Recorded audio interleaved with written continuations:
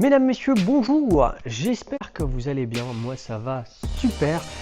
Pourquoi? Parce que j'ai passé un très bel été, de la grimpe, de la farniente, plein de trucs. J'espère que vous aussi, vous avez passé un très bel été. Certains parmi vous ont grimpé à foison, d'autres ont fait une pause mais complète et totale. Ça a été la saison des barbecues, du soleil.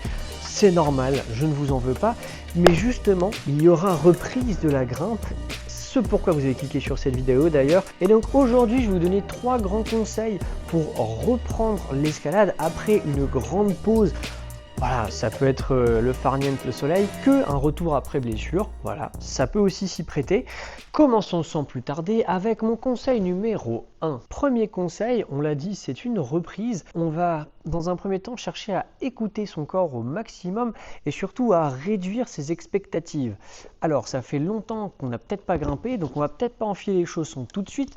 On va peut-être plus chercher l'élastique pour vraiment prendre la température et commencer à sonder un tout petit peu à quel point on est en forme ou pas. Pour aujourd'hui, je suis sympa, je vous passe la partie échauffement, j'ai déjà fait une vidéo sur cette thématique, je vous mets la petite fiche juste là-haut, je vous invite à aller la voir, elle est assez complète, puis en plus le mec de la vidéo est excellent.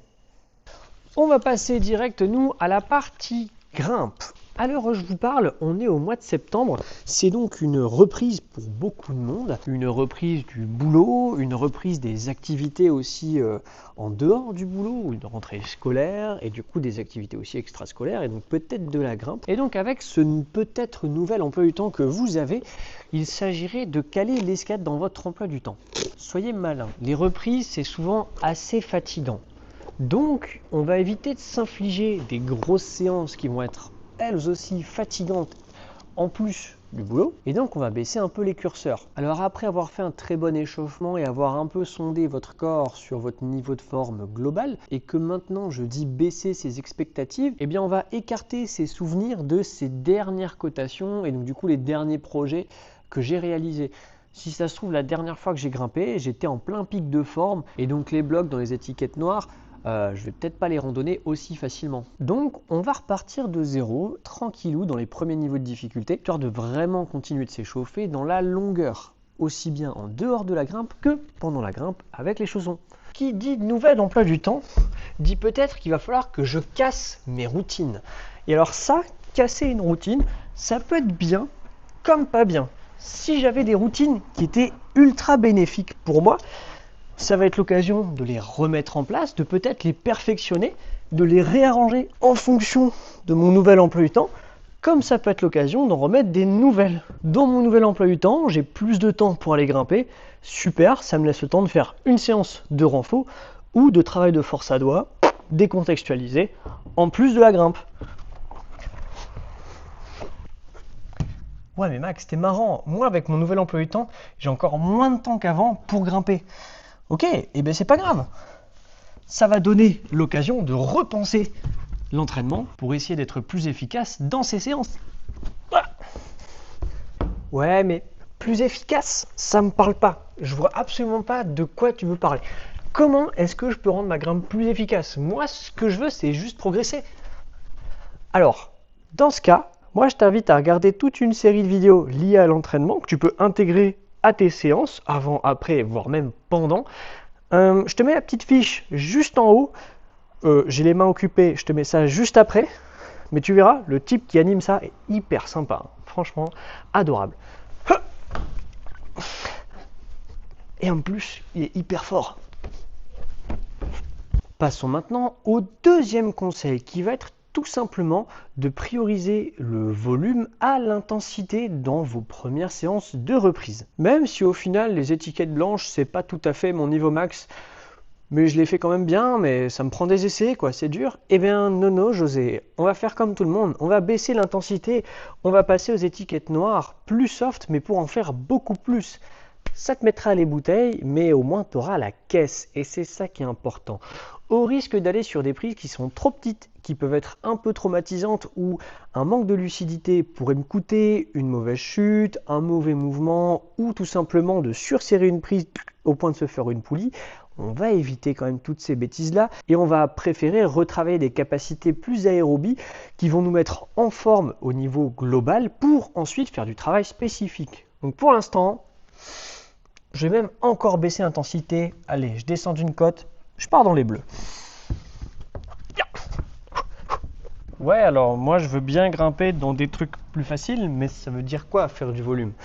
Eh bien ça veut dire que je bloque là, au lieu de le faire juste une fois, eh bien on va l'escalader par exemple, puis une fois en haut, eh bien le désescalader, pour ensuite le refaire une deuxième fois, puis une troisième fois, et en fait je l'aurais fait tellement de fois qu'au bout d'un moment, je le connaîtrais sur le bout des doigts, je pourrais presque même le faire les yeux fermés, que ça va rien me coûter techniquement, je serai calé, mais physiquement, ça va me fatiguer.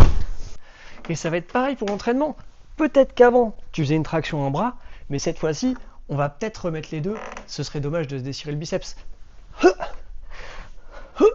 On va passer sans plus tarder à mon troisième conseil qui est, si tu te sens faible, eh bien renforce-toi. Ça paraît bête, mais vraiment, si vous sentez que vous avez une lacune, une faiblesse, quelque chose, parce que vous avez fait l'effort de faire un constat sur vous, votre état de santé, votre grimpe, sur votre sommeil, sur plein de choses, profitez de ce renouveau, d'avoir un nouvel emploi du temps. C'est un changement, et tout changement qui est voulu et maîtrisé, il est sain. Et ça peut être une source de bonnes choses à rajouter à cette vie qui est déjà bien belle. En ce moment, je suis faible à doigts, eh bien, je fais du renfort, je fais du travail de force à doigts. Simple. Je me sens un peu faible, épaule, biceps, et ben c'est pas grave. J'apprends à faire des blocages à 90 à un bras. Non mais c'est bon, j'ai compris, vous voulez du tout cuit. Alors dans ce cas, je vous propose une recette, bien sûr, elle est adaptée en fonction de vos capacités. Dans mon cas, je vais m'imposer 6 pompes, 6 tractions, et ensuite 20 touchés de pied en araignée sur le dos. Je vous fais une première série, sachant qu'à chaque série, je ne mets pas de pause, j'enchaîne à muerte et je vais changer les préhensions. La première série, je commence par 6 tractions normales, les mains à hauteur des épaules, paf, une fois que c'est fait, on passe aux pompes. Les mains sous les épaules et le dos bien droit, je suis gainé, et 2,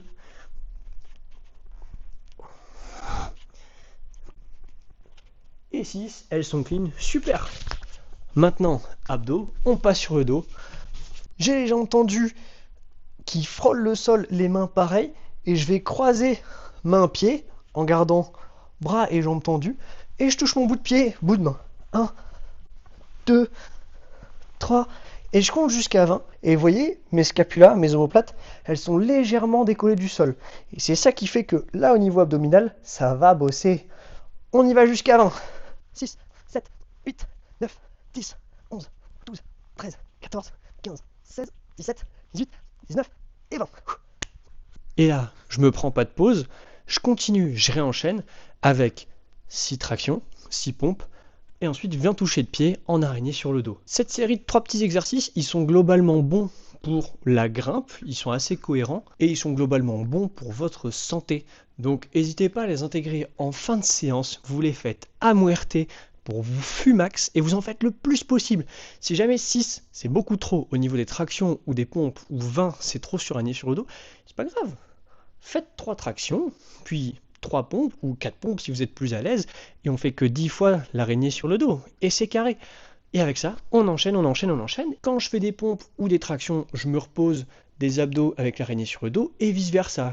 Une première répétition avec les mains à hauteur des épaules pour les tractions et pour les pompes, puis avec les mains serrées pour les tractions et pareil pour les pompes. On essaye de les faire en diamant sous les pectoraux. On peut les faire aussi écartés pour faire travailler le dos et pareil au sol. On le fait avec les mains bien écartées, on essaie de descendre très bas. On peut se faire aussi des tractions ciblées à un bras où je vais avoir une bonne prise, une moyenne prise et je vais viser mon biceps droit et je redescends. Vous pouvez aussi faire des pompes qui sont asymétriques comme celle-ci, où je vais avoir une main sous l'épaule, puis l'autre qui va s'écarter de plus en plus jusqu'à être bras tendu. Hop, il faut réussir à faire des pompes sur quasiment un bras. Bon allez, dernier tuyau, après je vous abandonne. Cette série de 3 exercices, je vais l'enchaîner, mais pas non plus à l'infini. Je vais faire des pauses pour répéter ce gros bloc une deuxième ou une troisième fois en me mettant un vrai bon repos. Ça peut aller de 3 à 5 minutes. Le but du jeu, c'est de repartir en étant plus ou moins en forme. Mais l'intérêt de cet exercice, c'est quand même de se fumer. Donc, si vous y allez en étant fatigué, C'est pas mauvais. Messieurs, dames, on va s'arrêter là pour cette vidéo. J'espère que mes 3 conseils vous seront d'une bonne utilité et que vous en ferez bon usage. Si vous avez la moindre question sur ce que j'ai pu vous montrer ou vous dire, n'hésitez pas à me le faire savoir en commentaire. Et si vous avez des idées pour des futures vidéos, je suis preneur. Sinon, je vous souhaite à toutes et tous une belle rentrée et encore de bonnes vacances, ceux qui profitent de l'été. D'ici là, bonne grimpe à tous. C'était Max. Salut!